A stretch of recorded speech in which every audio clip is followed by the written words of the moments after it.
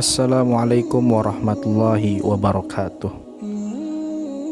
Sahabat beriman yang dirahmati Allah, senantiasa harapan kami semoga sahabat beriman sekalian selalu diberikan kesehatan oleh Allah Subhanahu wa Ta'ala, diberikan keberkahan dalam setiap rezekinya, diberikan juga keberkahan dalam setiap episode kehidupan atau umurnya, dan Allah Subhanahu wa Ta'ala senantiasa mengampuni dosa-dosa kita semua. Amin ya rabbal alamin.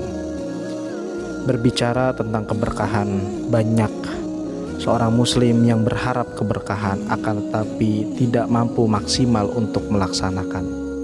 Salah satunya adalah amalan setelah subuh hari. Banyak di antara kita sebagai seorang muslim, kita tahu kita diwajibkan untuk bangun subuh guna melaksanakan salah satu sholat fardu, yaitu sholat wajib.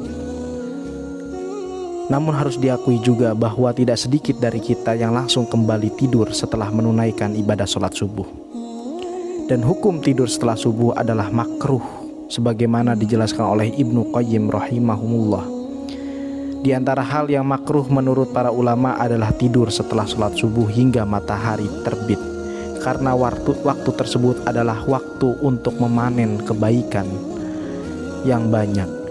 Dari uraian singkat tersebut dapat dikatakan bahwa tidur setelah subuh sangat tidak dianjurkan di dalam Islam karena dapat mendatangkan kerugian yang besar atau efek yang tidak baik untuk kita. Sahabat beriman yang dirahmati Allah, adapun dampak atau efek tidur setelah subuh dalam Islam diantaranya adalah yang pertama, tidak memperoleh keberkahan. Waktu setelah subuh adalah waktu turunnya berkah dan rezeki. Jika kita tidur di waktu setelah subuh, maka kita tidak akan memperoleh keberkahan. Rasulullah Shallallahu Alaihi Wasallam mendoakan waktu pagi sebagai waktu yang penuh dengan berkah. Rasulullah Shallallahu Alaihi Wasallam pernah bersabda, "Ya Allah, berikanlah keberkahan kepada umatku di pagi hari." Hadis riwayat Abu Dawud, Ibnu Majah, dan Tirmidzi. Maka tentunya sebisa mungkin diupayakan mungkin agar kita tetap terjaga ketika setelah selesai menjalankan sholat subuh, bisa dengan berolahraga ataupun melakukan aktivitas lainnya. Kemudian yang kedua adalah orang-orang yang tidur setelah subuh menghambat datangnya rezeki. Tidur setelah subuh sangat tidak dianjurkan di dalam Islam karena menghambat datangnya rezeki, baik itu rizki yang bersifatnya materi ataupun non-materi. Ibnul Qayyim al-Jauzi rahimahullah berkata, tidur setelah subuh mencegah rezeki karena waktu subuh adalah waktu makhluk mencari rezeki dan waktu dibagikannya rizki. Tidur setelah subuh suatu hal yang dilarang atau makruh kecuali ada penyebab atau keperluan seperti sakit ataupun yang lainnya. Maka kalau di antara kita banyak mengeluhkan tentang rezekinya yang seret ataupun merasa terhambat atau rezeki yang mungkin dirasakan sedikit, bisa jadi keberkahan tidak ada di dalam rezeki yang sudah kita peroleh. Ataupun ini bisa terjadi ketika kebiasaan ini sudah menjadi rutinitas bagi kita, maka segera kita hindari. Kemudian yang ketiga adalah tidak memperoleh kebaikan. Tidur setelah subuh juga dapat mengakibatkan kita tidak dapat memperoleh kebaikan atau pahala yang berlimpah. Karena itu waktu tersebut harus diisi dengan kegiatan yang positif.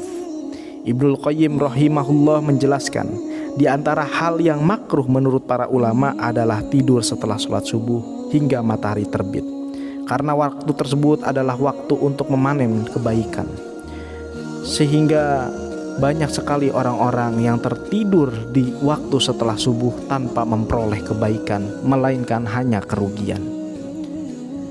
Kemudian yang keempat adalah menimbulkan rasa malas.